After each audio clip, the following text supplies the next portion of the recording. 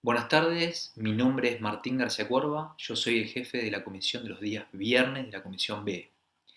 En línea con los teóricos ya dados por nuestro profesor titular, hoy vamos a ver la primera fase de los tiempos operatorios. Repasando un poco cuáles eran esas fases de la restauración de inserción plástica, la fase 1 preoperatoria, la fase 2 de preparación dental y la fase 3 de la restauración. Hoy nosotros daremos en profundidad la fase 1 preoperatoria. Esta fase está conformada por el diagnóstico clínico y radiográfico, el análisis y el campo operatorio. Cuando hablamos de diagnóstico clínico y radiográfico, no hablamos más que analizar a la lesión, ya sea una lesión de caries, una recidiva de esta, una lesión no cariosa, el reemplazo de una restauración o del diente endodónticamente tratado.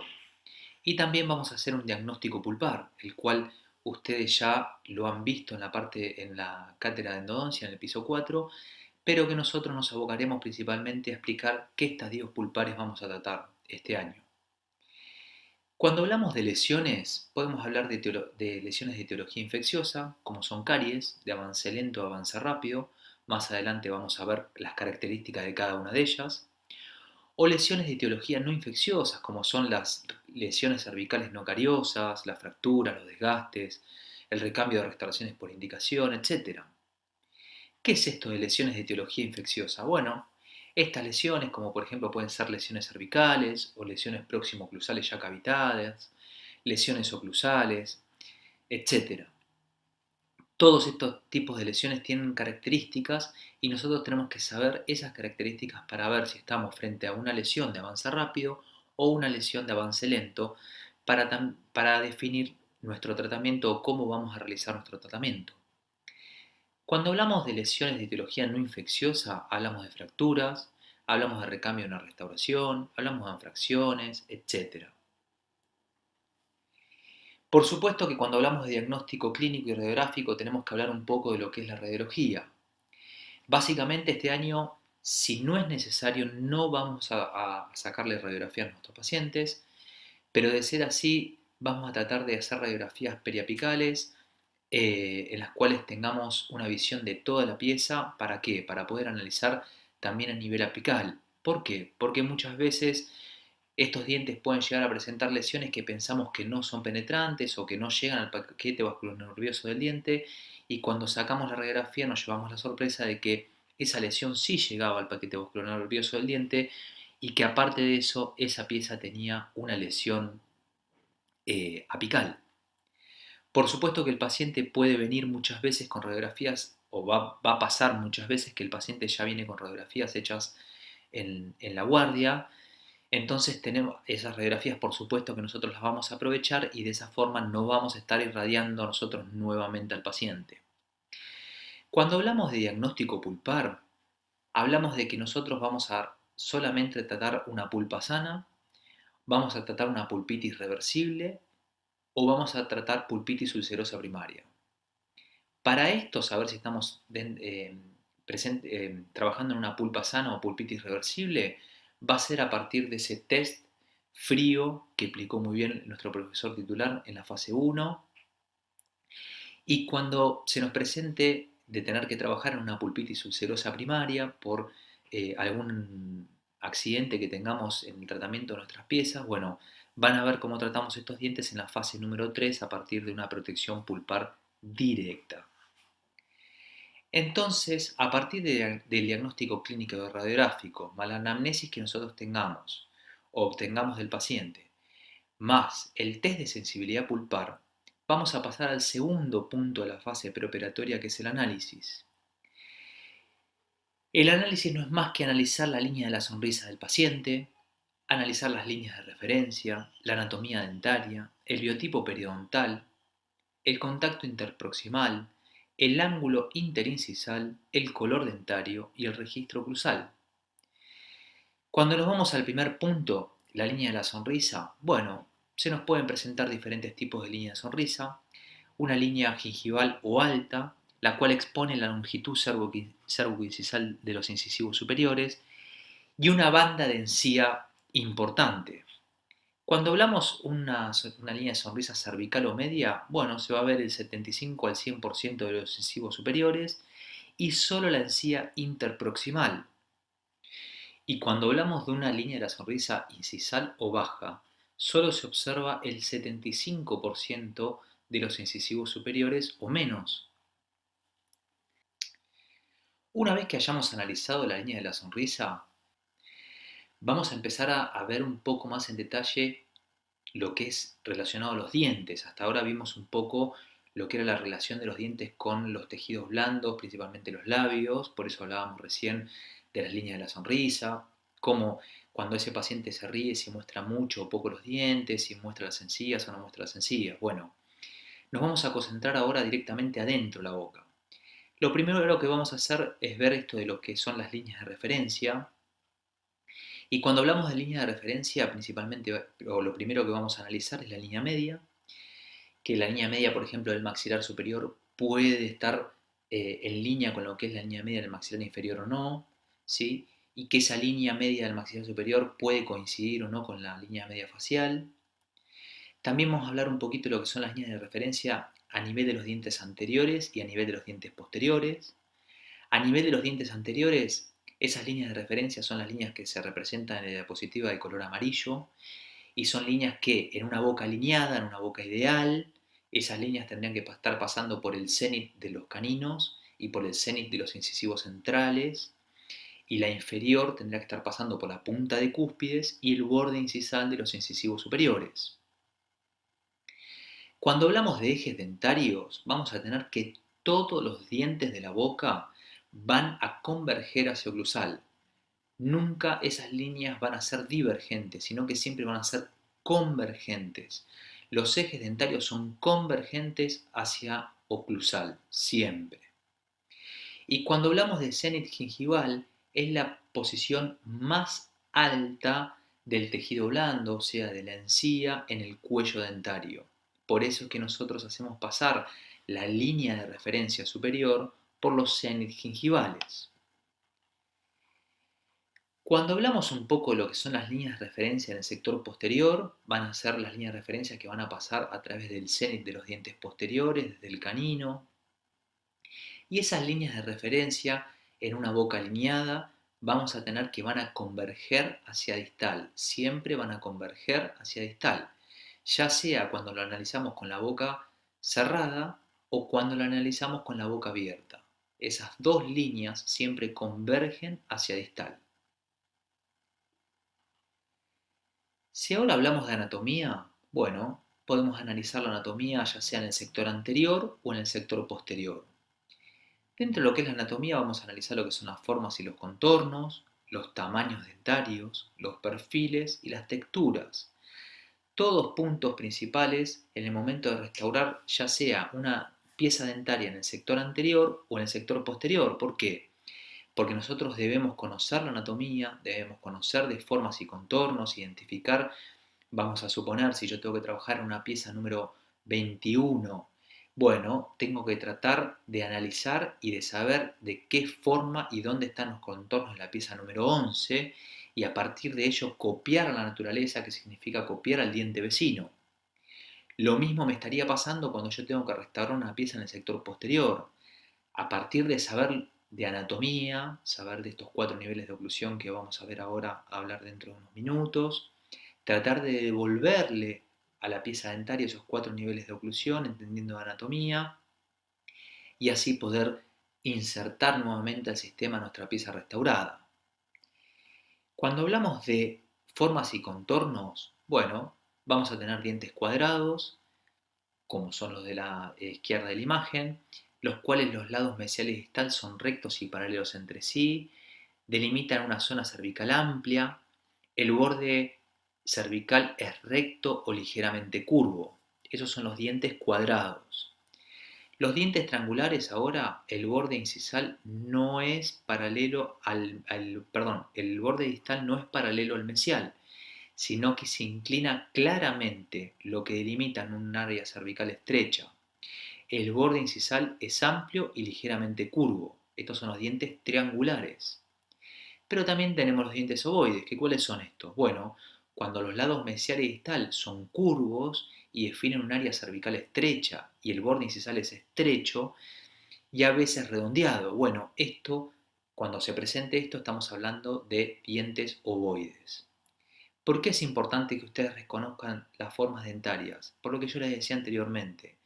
En el momento de restaurar una pieza dentaria, en cualquiera de los casos que nosotros le estamos presentando en estas 4 fotos, si yo identifico la forma del diente vecino al cual yo tengo que tratar o al homólogo que yo tenga que tratar, puedo devolverle la forma del diente que se ha perdido en el proceso ya sea de caries o de fractura, etc.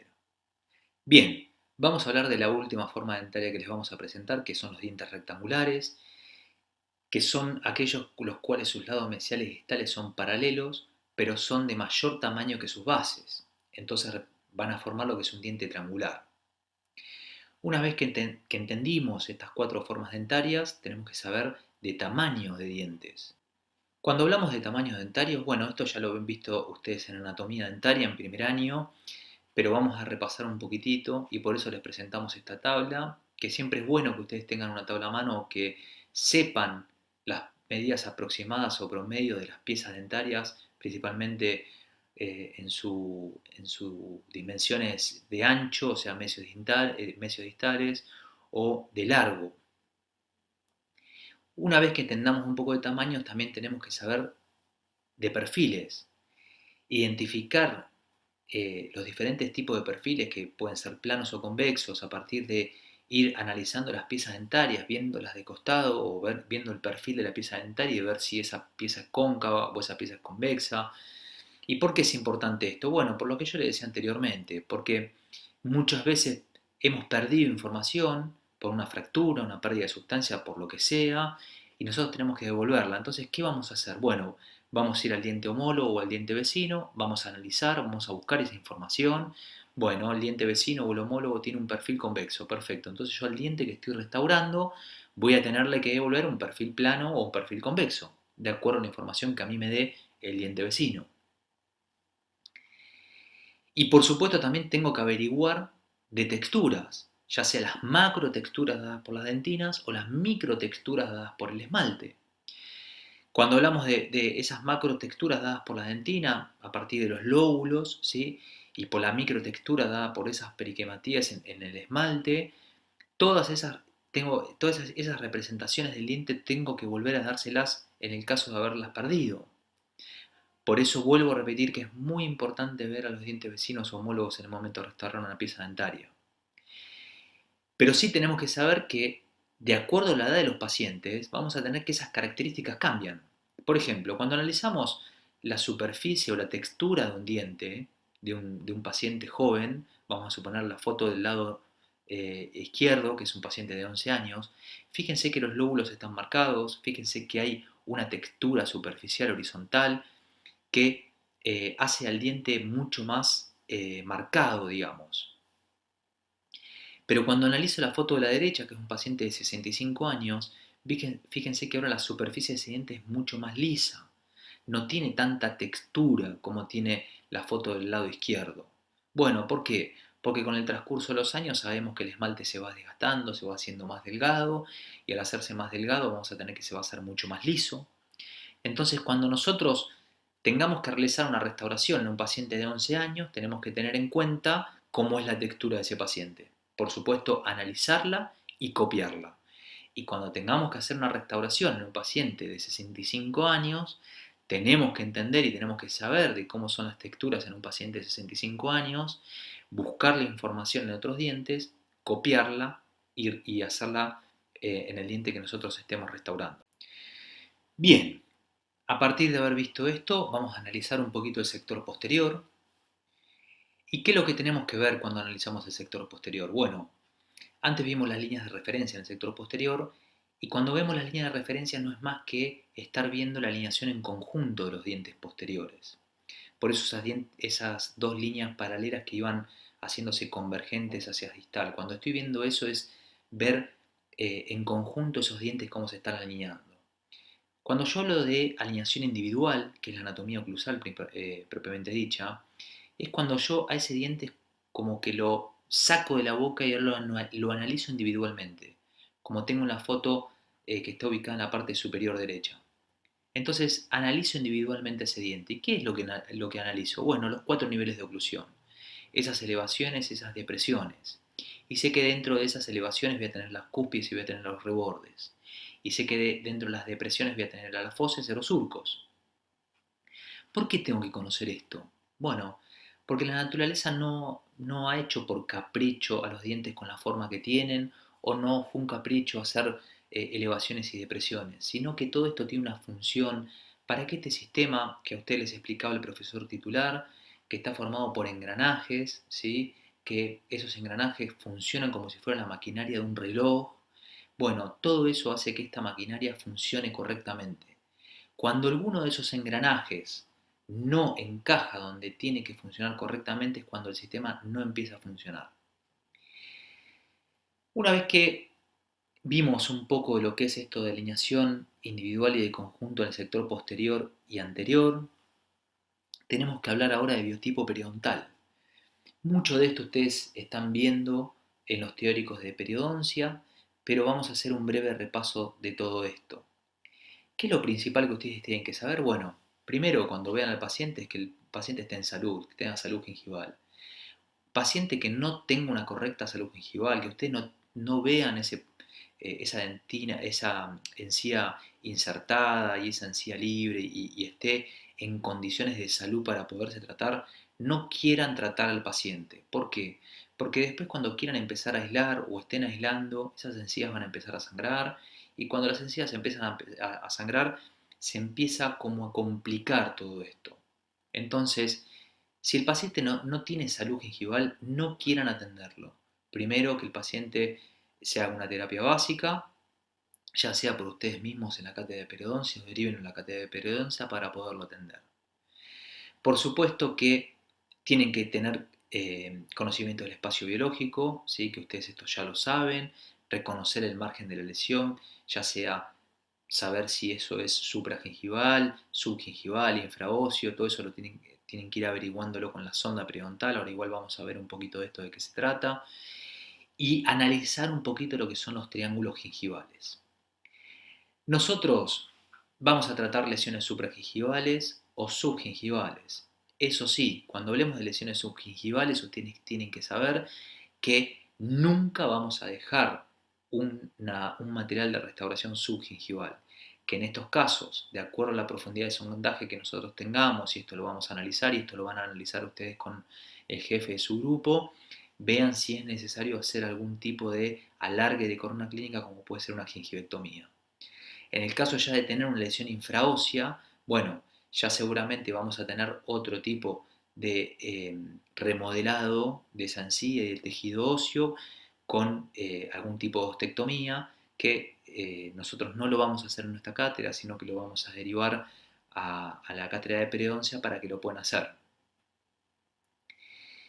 Por supuesto que cuando hablamos de biotipo periodontal tenemos que identificar a los pacientes, esos pacientes que tienen encías muy importantes, muy gruesas, muy fibrosas, en las cuales son encías para nosotros mucho más nobles, porque son encías que por más que nosotros las maltratemos, esas encías no van a responder, que son en el biotipo periodontal rectilíneo y grueso, y otro tipo de biotipo periodontal va a ser el fino y festoneado, los cuales ya son encías mucho más delgadas, encías que cuando nosotros de alguna u otra forma podemos llegar a agredirla, estas encías van a responder y seguramente nos va a traer algún tipo de complicación.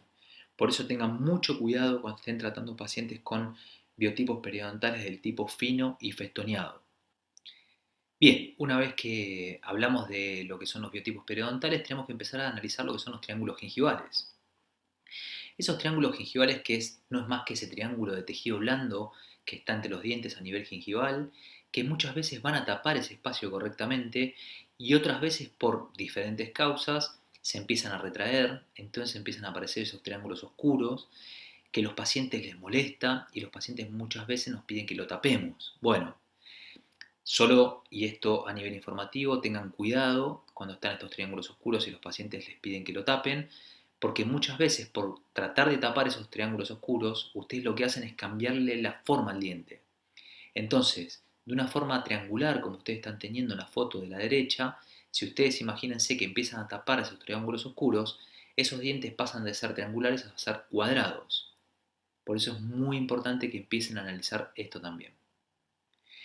Sigamos viendo un poco la forma de relacionarse los dientes en el sector anterior. Bueno, cuando hablamos de relación entre los dientes anteriores, tenemos que hablar de lo que es el contacto interproximal y el ángulo interincisal. Fíjense, cuando hablamos de contacto interproximal vamos a ver las líneas rojas. Ese contacto interproximal entre los dos centrales va a ser más bajo que cuando lo comparamos entre el contacto entre el lateral y el central, y aún va a ser más alto cuando hablamos del contacto entre lo que es el lateral y el canino. Esto es muy importante también cuando estamos restaurando dientes en este sector de la boca.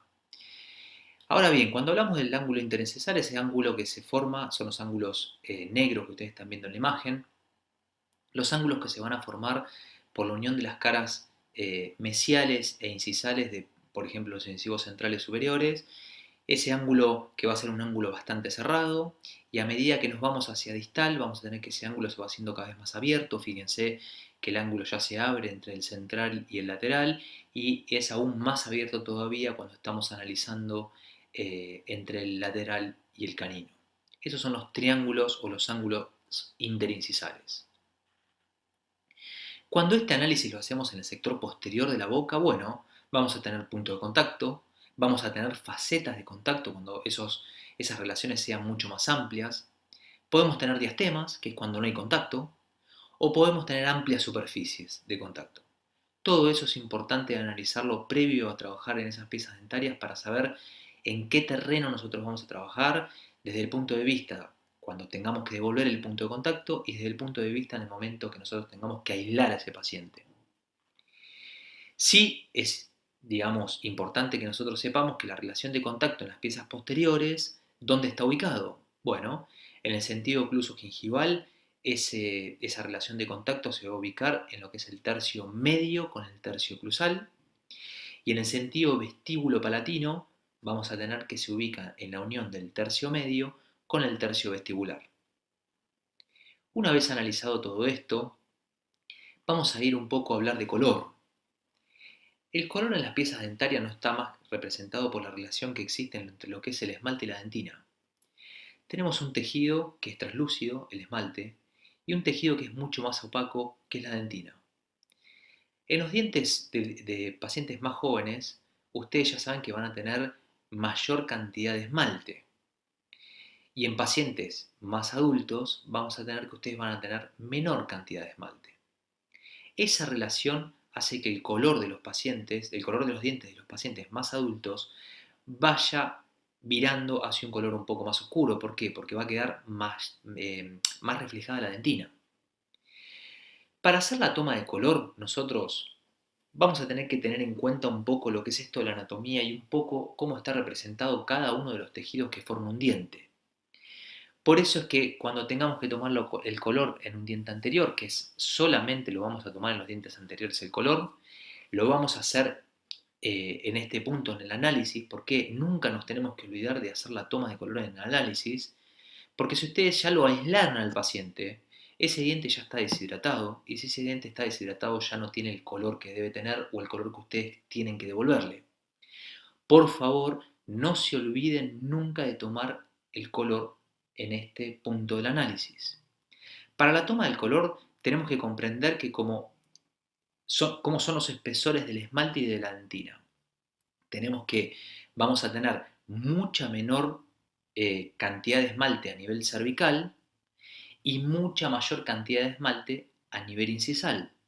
Entonces, si yo les tendría la posibilidad de que ustedes me pregunten, yo tendría la posibilidad de preguntarle a ustedes y que ustedes me respondan, creo que sería fácil que ustedes me respondan que si yo tengo que tomar el color de la dentina, ¿dónde lo harían? Bueno, ustedes lo van a hacer donde tengan menor cantidad de esmalte.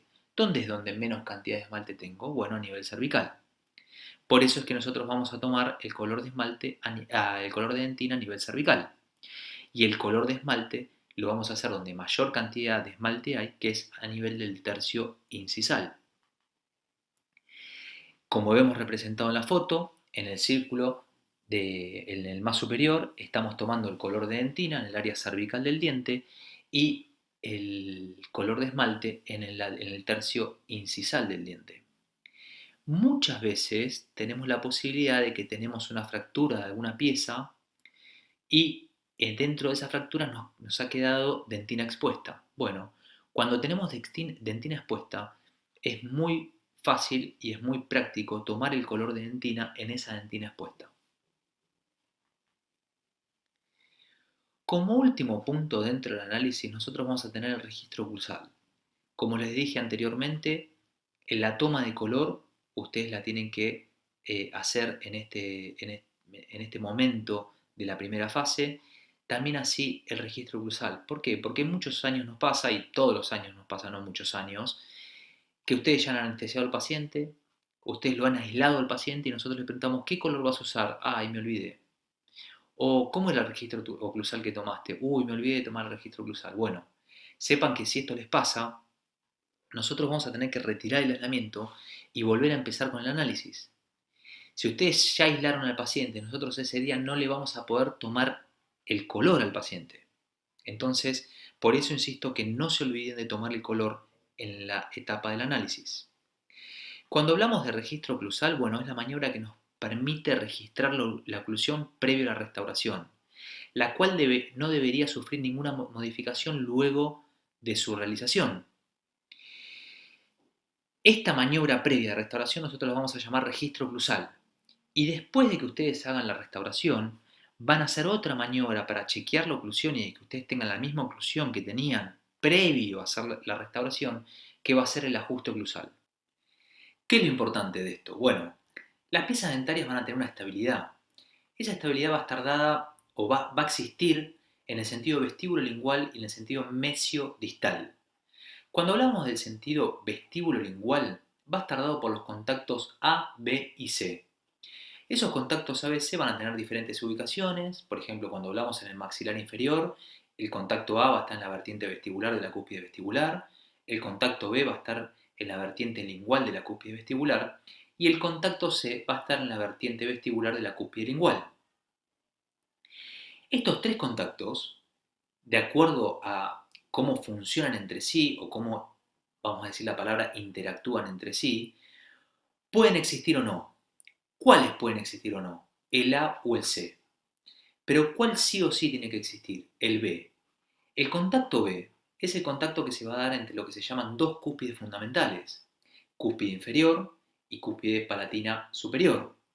El contacto que se da entre estas dos cúspides va a ser el contacto B y sí o sí siempre debe estar.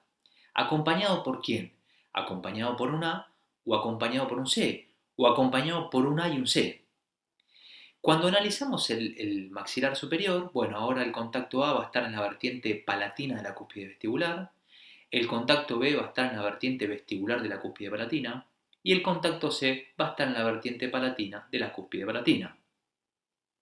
Ahora, como yo les decía recién, el contacto B, que es el más importante, el que siempre debe estar, o el que siempre tenemos que tratar de reproducir, es el contacto que va a estar en la vertiente vestibular de la cúspide palatina y que va a ser el contacto o va a ser con el que se va a relacionar con la vertiente lingual de la cúspide vestibular inferior. Esto es lo que a nosotros nos va a dar la estabilidad en sentido vestíbulo-lingual. Bien, pero también yo les dije que teníamos una estabilidad en el sentido mesio-distal. Cuando hablamos de estabilidad en sentido mesio-distal, vamos a hablar de los topes y de los estabilizadores. Un tope no es más que un contacto perpendicular al arco de cierre que lo que hace es detener el cierre. Ese tope va a estar ubicado en la vertiente distal de las piezas superiores y en la vertiente mesial de las piezas inferiores. Si nosotros dejáramos solamente este contacto, lo que va a terminar haciendo el cierre mandibular al golpear al maxilar inferior al superior todo el tiempo, va a hacer que las piezas superiores se rompan o se mesialicen. Para que esto no ocurra en la naturaleza, creo lo que es un estabilizador. El estabilizador es el contacto que se va a dar entre la vertiente distal de los inferiores y mesial de los superiores, y lo que hace es contrarrestar la acción del tope. Entonces, vamos a analizar esto en una pieza dentaria. Dijimos que teníamos topes y estabilizadores ubicados en las posiciones que dijimos recién en mesial y distal, de acuerdo sea superior o inferior, el tope o el estabilizador.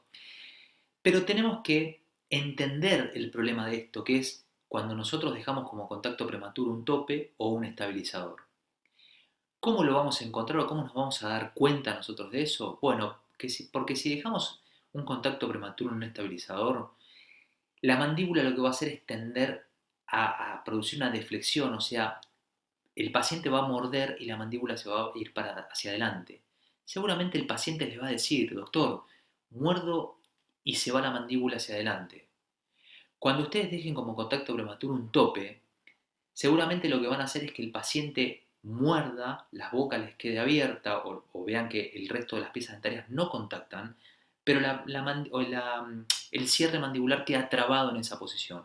Bueno, cuando esto les ocurra, sospechen de un tope. Cuando les pase lo que yo anteriormente explicaba, vayan a buscar un estabilizador. Cuando nosotros devolvemos contacto entre las piezas dentarias, los tenemos que devolver de forma puntiforme. Por eso es que esas crestas triangulares, ¿sí?, siempre son convexas. Dos superficies convexas al momento de contactar entre sí van a generar un punto. ¿Cómo lo vamos a comprobar esto? Nosotros le hemos pedido este año film articular y una pinza de Miller, con la cual nosotros vamos a hacer el ajuste oclusal y el registro oclusal previo a hacer la restauración y el ajuste oclusal posterior a hacer la restauración. Siempre háganlo con una pinza, no quieran hacerlo con una pinza de algodón o llevándolo solamente con los dedos. Sé que el momento del ajuste oclusal generalmente ustedes ya están cansados, el paciente está cansado porque ha estado mucho tiempo sentado en el sillón y el paciente se quiere ir y ustedes también y quieren guardar todo, pero este es un paso fundamental en el momento de la restauración, por eso traten de dedicarle su tiempo, tanto en la etapa esta del análisis como en la etapa del ajuste oclusal final.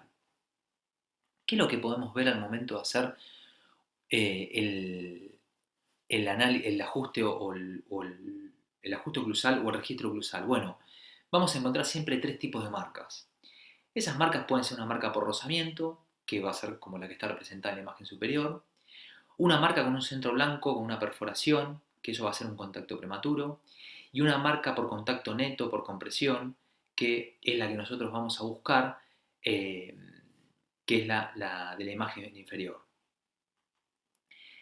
¿Por qué nosotros le pedimos film articular? Bueno, porque fíjense, el mismo diente, en la misma paciente, probamos el papel articular en la imagen superior izquierda, un film de 40 micrones en la imagen superior derecha, un film de 12 micrones en la imagen inferior izquierda y un film de 8 micrones en la imagen inferior derecha. Fíjense, si ustedes tendrían que hacer un ajuste oclusal en la imagen superior izquierda, ¿qué harían? Desgastarían casi toda la carga oclusal del diente. Es por eso que nosotros les pedimos los film y es por eso que nosotros les pedimos que los ajustes oclusales los hagan o comiencen siempre con el de 40 micrones y traten de terminarlo con uno de 12 o de 8 micrones si lo han conseguido en el mercado o si lo han podido comprar. Esto igual se va a hablar en profundidad en la parte de la fase 3, en la parte de ajuste oclusal. Para terminar con la fase 1 nos quedaba el último punto, que era el campo operatorio, y el campo operatorio está formado por lo que es la anestesia y el aislamiento. Cuando hablamos de anestesia, bueno, tenemos que saber que nosotros tenemos agujas cortas, intermedias y largas. Vamos a tener dos tipos de anestesia, la lidocaína o la carticaína. Lo que sí es importante que ustedes sepan es que a qué nervios vamos a anestesiar. Esto sí, seguramente en los exámenes se puede llegar a preguntar, o nosotros regularmente lo preguntamos porque es importante que ustedes estén reconociendo en el terreno de la boca donde están trabajando. Para el maxilar superior van a dar una anestesia infiltrativa de los dentarios o alveolares posteriores, de los dentarios o alveolares medios o de los dentarios o alveolares superiores, anteriores. Siempre vamos a tratar de trabajar con anestesia, esto siempre, nunca vamos a trabajar sin anestesia en ningún paciente, como dijo el profesor titular, eh, no vamos a dejar que ustedes trabajen en pacientes sin haberlos anestesiado.